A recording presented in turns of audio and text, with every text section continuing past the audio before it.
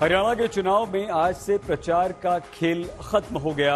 हर party ने अपना पूरा जोर लगाया, जनता को लुभाने के लिए वादों का पिटारा खोला, विरोधियों की शासन का डर दिखाया और अपनी खूबियों की बात कही। अब बारी जनता की है, जिसे तय करना है कि हरियाणा के सिंहासन में इस बार कौन होगा और उस पर किसका कब्जा होगा।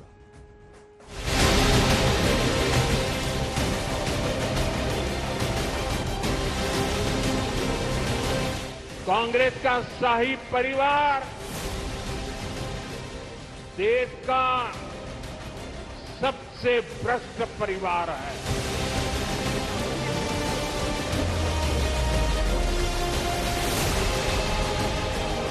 यहां पे कांग्रेस का तूफान आ रहा है।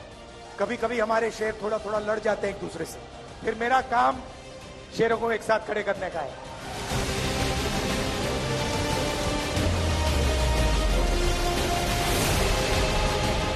प्रभु राम का विराजमान होना, दूसरा रोम की संस्कृति में पले बढ़े वे लोग, वे बदनसीब जो दुर्भाग्य से अपने को एक्सीडेंटल हिंदू कहते हैं,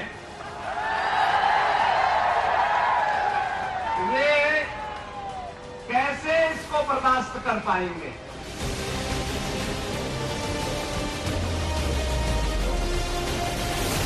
आज का निशान है तई, अरे आज का निशान थप्पड़ का काम करेगा। 5 तारीख में बढ़िया जाता है, तो बाद दिल्ली दिल लगेगा जाके। मैं कहता हूं हमारे बिना भी सरकार नहीं बन रही आज हरियाणा के। जो भी सरकार बनेगी आम आदमी पार्टी के समर्थन से बनेगी।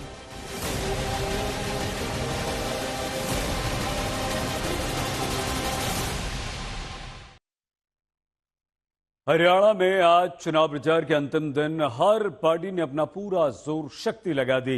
राहुल गांधी से लेकर योगी आदित्यनाथ तक ने ताबड़तोड़ रैलियां की और एक दूसरे पर जमकर हमले किए। पहले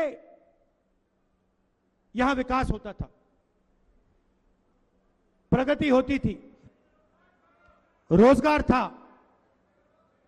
आज पहले नंबर पर हिंदुस्तान के स्टेट्स में आप पहले नंबर पे पहुंच गए हो।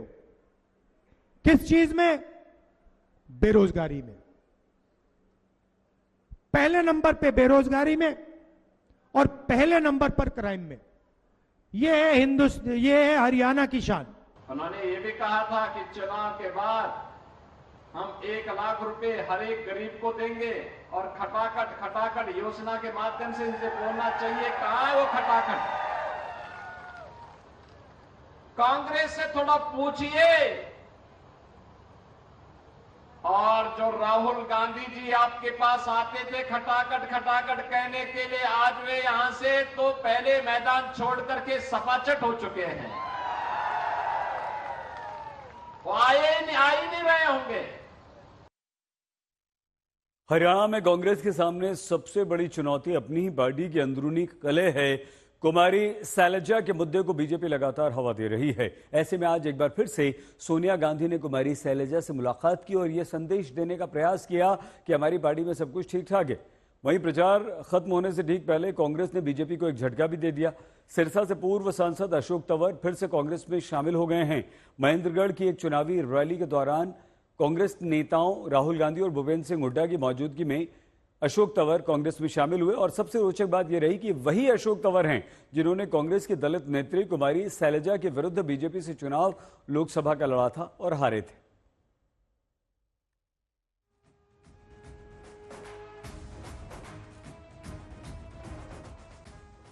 तो हरियाणा का चुनाव इस बार बेहद दिलचस्प होने वाला है। पिछले चुनाव से ये चुनाव कितना अलग है उसे आइए समझने का हम प्रयास करते हैं और सबसे पहले बीजेपी के सामने जो चुनौतियां हैं उनकी बात करते हैं, उन्हें देख लेते हैं जो पिछले चुनावों से एकदम अलग है। अब जैसे इसमें किसानों का मुद्दा है जिसे लेकर लगातार बीजेपी बैकफुट पर है। इसके अलावा एक बहुत बड़ा मुद्दा है वो पहलवानों का मुद्दा है। अब एंटी इनकम्बेंसी तो है ही, अग्निवीर का मुद्दा बहुत बड़ा है। वहीं अग्निवीर के मुद्दे पर विपक्ष सरकार को घेर रहा है और सबसे बड़ी चुनौती एंटी इनकम्बेंसी की है। लगातार 2 बार से बीजेपी की सरकार है क्योंकि पिछले 10 वर्षों में बीजेपी हरियाणा में है, राज कर रही है। ठीक है, बीजेपी के बाद अगर हम कांग्रेस को खतरा अपनों से कहीं ज्यादा है, यानी कि अंदरूनी कलह जो है वो सबसे बड़ा खतरा कांग्रेस के लिए। बागी नेता और मुख्यमंत्री का पेश लगातार कांग्रेस के लिए मुसीबत बना हुआ है। कौन होगा मुख्यमंत्री का चेहरा?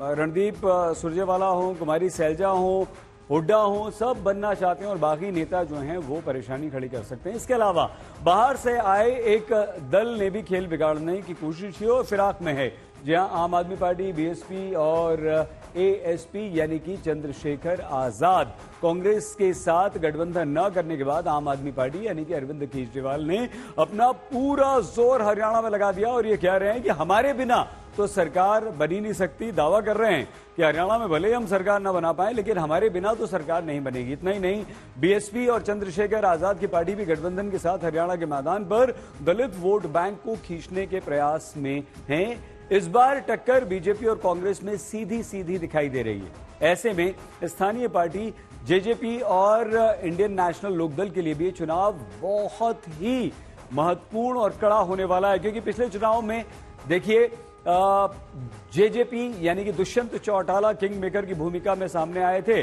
और वो उप मुख्यमंत्री भी थे यहां पर। तो देखना होगा कि ये दोनों दल किस तरह से यहां पर महत्वपूर्ण भूमिका निभाते हैं।